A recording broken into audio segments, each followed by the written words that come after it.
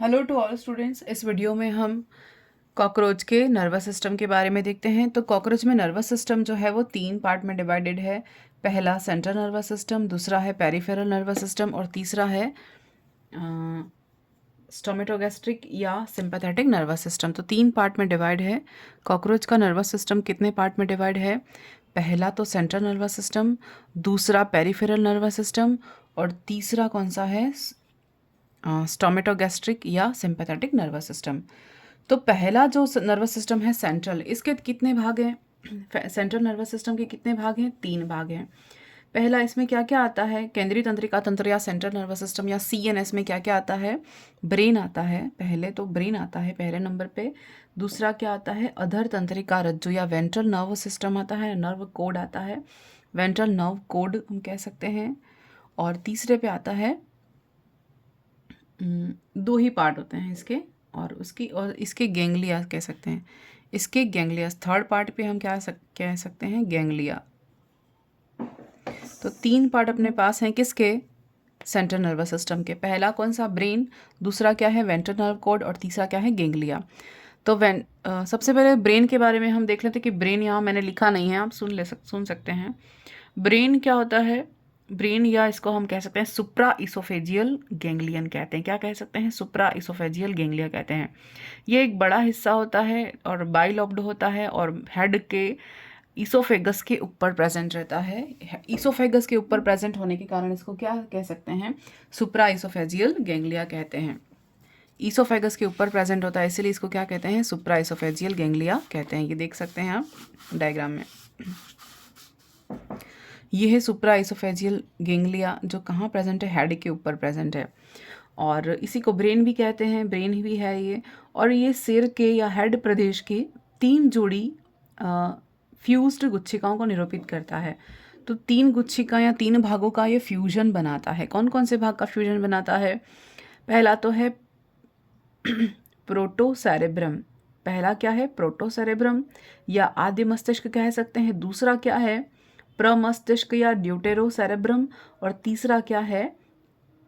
ट्रायोटोसेरेब्रम या तृतीय मस्तिष्क। तो 3 जो गैंग्लिया हैं, 3 सेरेब्रम हैं, उन तीनों का फ्यूज्ड या कॉम्बिनेशन या संयुक्त रूप क्या है? सुप्रा इसोफेजियल गैंग्लिया, जिसको ब्रेन भी कहते हैं, कॉकरोच का मस्तिष्क भी कहते हैं। अब जो हेड रीजन है, इसकी जो शेष हेड रीजन की जो 3 गैंग्लिया हैं ये आपस में किससे जुड़ती हैं? सब इसोफेजियल गैंग्लिया से जुड़ जाती हैं और सब इसोफेजियल गैंग्लिया का फॉर्मेशन करती हैं जो ग्रसिका ऊपर वाला पार्ट तो सुप्रा हो गया और इसके नीचे वाला पार्ट क्या हो गया? सब इसोफेजियल गैंग्लिया।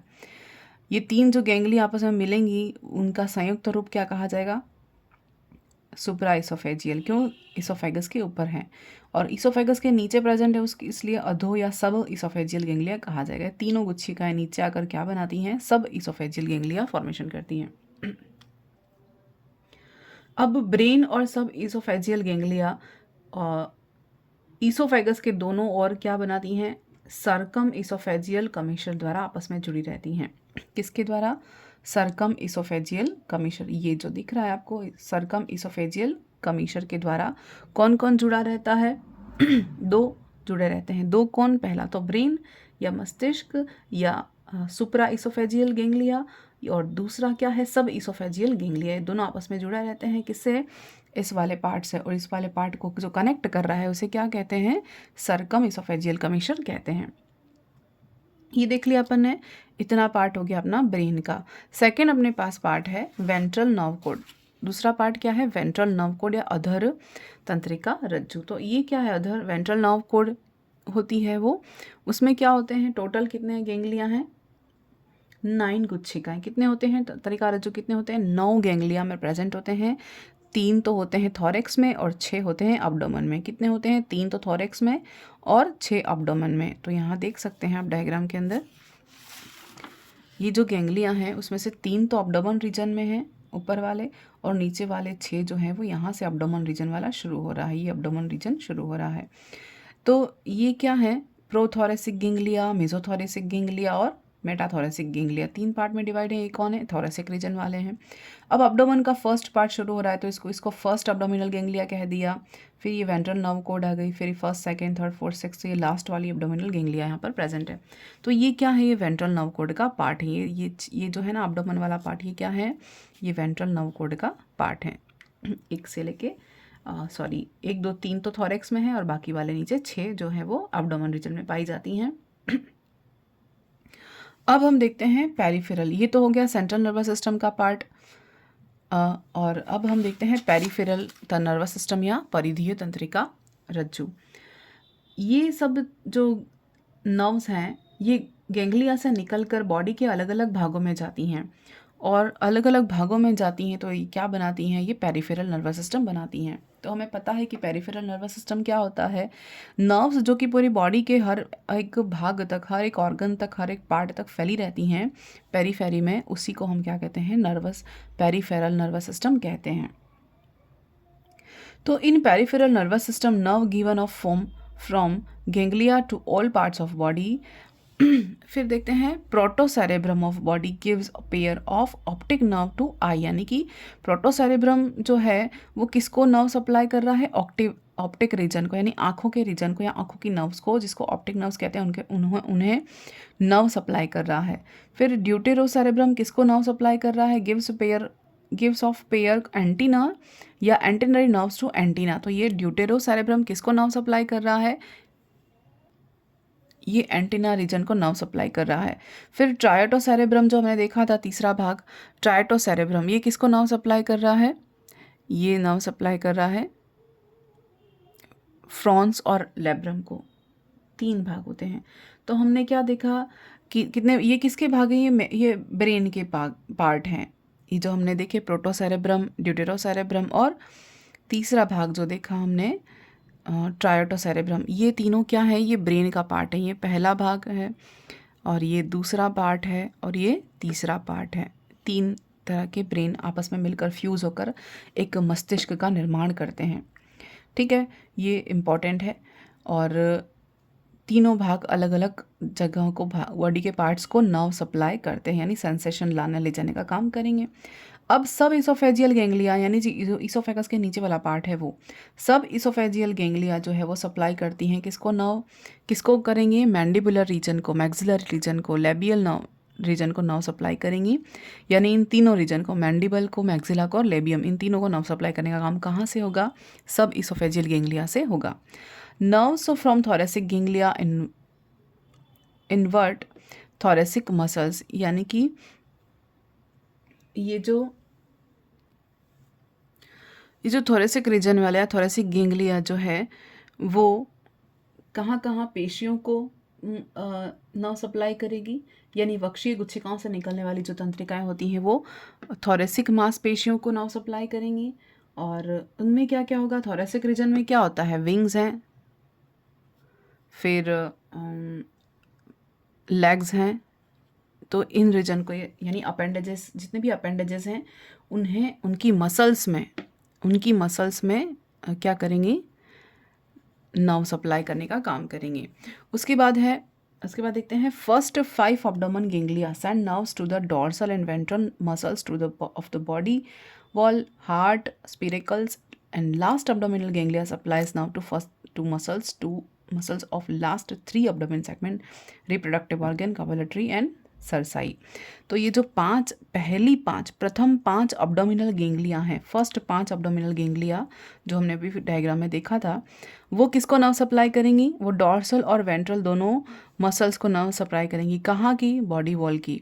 और हृदय की पेशियों को, स्पिरेकल्स को, और जो लास्ट एब्डोमिनल गैंग्लिया है, यानी अंतिम वाला, पहले 5 तो इनको कर रहे हैं, लास्ट वाला जो एब्डोमिनल गैंग्लिया है वो किसको सप्लाई करेगा नर्व? वो एब्डोमेन रीजन में, एब्डोमेन सेगमेंट में जो रिप्रोडक्टिव ऑर्गन प्रेजेंट हैं उन्हें नर्व सप्लाई करेगा, क्योंकि ये कॉपुलेशन में हेल्प करेगा और सरसाई को भी मूव करने में हेल्प करता है। तो ये अपने पास ये कौन हो गए? सारे के सारे नर्वस सिस्टम। ये पेरिफेरल तक हमने देख लिया। अब देखते हैं सिंपैथेटिक या स्टोमेटोगैस्ट्रिक नर्वस सिस्टम। तीसरा पार्ट कौन सा है अपने पास? सिंपैथेटिक या स्टोमेटोगैस्ट्रिक। तो नर्वस सिस्टम में हमने क्या क्या देखा? सबसे पहले तो 3 भाग देखे, नर्वस सिस्टम के, एक तो CNS, PNS और सिंपैथेटिक या थर्ड वाला पार्ट जो अपना स्टोमेटोगैस्ट्रिक नर्वस सिस्टम। तो सबसे पहले जो हमारा CNS था उसमें कितने पार्ट देखे? 2, ब्रेन और वेंट्रल नर्व कोड। ब्रेन और वेंट्रल नर्व कोड देख लिए। अब दूसरा भाग फिर क्या देखा हमने? पेरिफेरल नर्वस सिस्टम, उसमें अभी हमने पढ़ा पेरिफेरल नर्वस सिस्टम। और जो तीसरा भाग है वो कौन सा है? सिंपैथेटिक। तो सिंपैथेटिक जो नर्वस सिस्टम है कंप्राइजेस 4 गैंग्लिया एंड रेट्रोसेरेब्रल कॉम्प्लेक्स। क्या कह रहा है? ये कितने गैंग्लिया से बना होता है? 4 गैंग्लिया से बना होता है। और ये क्या बनाता है?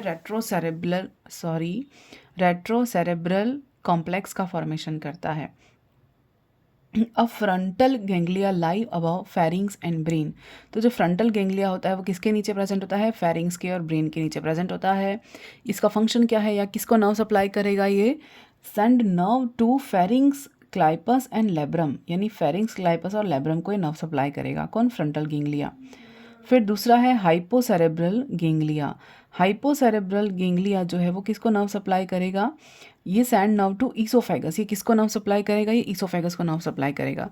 तीसरा पार्ट है इंग्लोवियल गैंग्लिया। इंग्लोवियल गैंग्लिया ये किसको नर्व सप्लाई करेगा? ये क्रॉप और सलाइवरी ग्लैंड को नर्व सप्लाई करेगा। इनको नर्व सप्लाई करेगा, काम कौन करेगा? इंग्लोवियल गैंग्लिया। फिर कौन अपने पास है? प्रोवेंट्रिकुलर गैंग्लिया। फोर्थ कौन सा है? यहाँ लिखा था ना 4 हैं, तो ये पहला हो गया, ये दूसरा हो गया, ये तीसरा हो गया और ये चौथा हो गया। पूरा सिंपैथेटिक जो नर्वस सिस्टम है कितने भाग से बना है? 4 से बना है। चौथा भाग कौन सा है? प्रोवेंट्रिकुलर गैंग्लिया। किससे कनेक्टेड होता है? Connected to proventriculus. तो हमने बताया था, पहले डिस्कस किया था डाइजेस्टिव सिस्टम के टाइम कि प्रोवेंट्रिकुलस किसको कहते हैं। ये सभी टर्मिनोलॉजीज हमें पता होनी चाहिए, प्रोवेंट्रिकुलर किसको कहते हैं। अब रेट्रोसेरेब्रल कॉम्प्लेक्स, ये क्या है? रेट्रोसेरेब्रल कॉम्प्लेक्स पहला पार्ट तो देख लिया कि सिंपैथेटिक नर्वस सिस्टम किससे बना होता है। पहला तो कंप्राइजेस 4 गैंग्लिया, 4 गैंग्लिया के बारे में पढ़ रहा, और रेट्रोसेरेब्रल कॉम्प्लेक्स से बना होता है। तो दूसरा पार्ट कौन सा है? Retrocerebral complex. इसमें क्या होता है? Above hypocerebral ganglia formed of 2 paired muscles, corpora cardiaca and corpora allata. बहुत इंपॉर्टेंट है, मोस्ट इंपॉर्टेंट। ये जब मोस्ट इंपॉर्टेंट आप नर्व्स में जब हार्मोनल कंट्रोल पढ़ते हो ना, सॉरी इंसेक्ट के अंदर हार्मोनल कंट्रोल पढ़ते हैं, जब हम एंडोक्राइनोलॉजी पढ़ते हैं, एंडोक्राइन सिस्टम पढ़ते हैं, तब ये वाला टॉपिक डिस्कस होता है। मोस्ट इंपॉर्टेंट टॉपिक है ये। तो ये कंट्रोल कौन कर रहा है? ये कंट्रोल कर रहा है आपका कौन? Retrocerebral complex. किसके ऊपर होता है? Above the hypocerebral ganglia. और ये क्या बनाता है? ये 2 जोड़ी मास बनाता है, जो किसके होते हैं? एक तो होता है कॉर्पोरा कार्डिएका और एक होता है कॉर्पोरा एलाटा। तो कॉर्पोरा कार्डिएका का फंक्शन क्या है? ये हार्मोन सिक्रेट करेगा। दोनों क्या है? हार्मोन सिक्रेट करने का काम करते हैं, एंडोक्राइन सिस्टम में रेगुलेट करते हैं हार्मोन्स को। तो corpora cardiaca is neuro secretory and regulates heart beat, peristaltic movement of foregut. यानी किसको रेगुलेट कर रहा है? ये न्यूरो सेक्रेटरी हार्मोन सिक्रेट करता है। कौन? Corpora cardiaca, most important. और किसको रेगुलेट करता है? ये हार्ट बीट को रेगुलेट करता है, पेरिस्टाल्टिक मूवमेंट को रेगुलेट करता है, किसकी? फोरगट की, यानी डाइजेशन में भी हेल्प करेगा। फिर कॉर्पोरा एलाटा क्या करता है? Corpora allata produce hormones assist in reproduction and metamorphosis. यानी कि कॉर्पोरा एलाटा से क्या रेगुलेट होता है? जो हार्मोन सिक्रेट होते हैं, जैसे कि एक डायसिस हार्मोन होता है और जुवेनाइल हार्मोन होता है, ये दोनों हार्मोन सिक्रेट होते हैं। और ये क्या करते हैं? ये रिप्रोडक्शन में हेल्प करेंगे और इसी के साथ मेटामॉर्फोसिस में, यानी कि मोल्टिंग में और मेटामॉर्फोसिस में हेल्प करते हैं। तो मोस्ट इंपॉर्टेंट चीज़ पार्ट है ये अपना। उसके बाद है सेंस ऑर्गन। सेंस ऑर्गन देखते हैं, जो कि हम अगले वाले वीडियो में देखेंगे। Thank you.